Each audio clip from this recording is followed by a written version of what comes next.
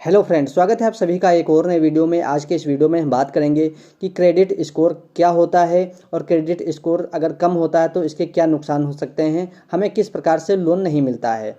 दोस्तों, आपको बता दें कि क्रेडिट स्कोर से यह तय होता है कि कोई बैंक या फाइनेंस कंपनी आपको लोन देगी या नहीं। दरअसल क्रेडिट स्कोर बैंकों और फाइनेंस कंपनियों की निगाह में आपका साख निर्धारित करने में महत्वपूर्ण भूमिका निभाता है। जब एक कस्टमर के रूप में आप किसी प्रकार के लोन के लिए बैंक या नॉन बैंकिंग फाइनेंस कंपनियों में आवेदन करते हैं तो ये सभी सेक्टर आपको लोन देने से पहले आपकी क्रेडिट स्कोर का मूल्यांकन करते हैं। क्रेडिट स्कोर के आधार पर यह तय होता है कि किसी व्यक्ति को कितना लोन देना है। इसके अलावा यदि आपका क्रेडिट स्कोर कम है तो बैंक या एजेंसियां आपको लोन देने से इनकार भी कर सकती हैं।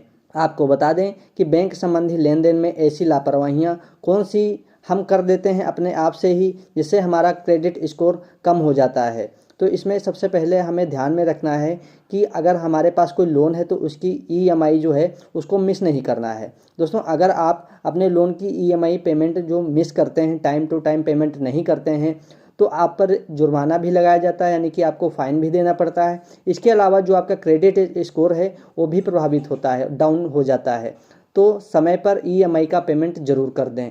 दूसरी बात हमें ध्यान में रखनी है कि हमारे पास कोई ना कोई लोन हिस्ट्री ज़रूर होनी चाहिए। अगर आपके पास एक्टिव लोन अकाउंट या क्रेडिट कार्ड नहीं है तो बैंक या कंपनियों के पास कुछ ऐसा आधार नहीं होता है जिससे वे आपके क्रेडिट स्कोर को समझ सकें। ऐसी स्थिति में यानी कि शुरुआती तौर पर आपको लोन तभी मिलेगा जब वे आपके इनकम के सोर्स को आधार मानेंगी। तो अगर आपके पास कोई भी इनकम का सोर्स है तो उस आधार पर आप शुरुआती तौर पर लोन ले सकते हैं। इसके बाद आप अपने क्रेडिट स्कोर के आधार पर बड़े लोन निकलवा सकते हैं। तीसरी बात हमें ध्यान में रखनी है कि ज़्यादा पूछताछ नहीं करनी है। लोन के बारे में बहुत अधिक पूछताछ करना आपको लोन देने वाली कंपनियों की नज़र में एक रिस्की कैंडिडेट बना देती है। तो अगर आप एक से ज़्यादा बार लोन संबंधी पूछताछ करते हैं तो आपके लोन पाने के चांस कम हो जाते हैं, क्योंकि ज़्यादा पूछताछ हाई क्रेडिट रिस्क का संकेत माना जाता है। इसके अलावा सबसे बड़ा सवाल यह है कि सिबिल स्कोर कितना होना चाहिए। आपको बता दें कि अगर आपका सिबिल स्कोर 750 या इससे ज़्यादा है तो यह लोन लेने के लिए पर्याप्त है।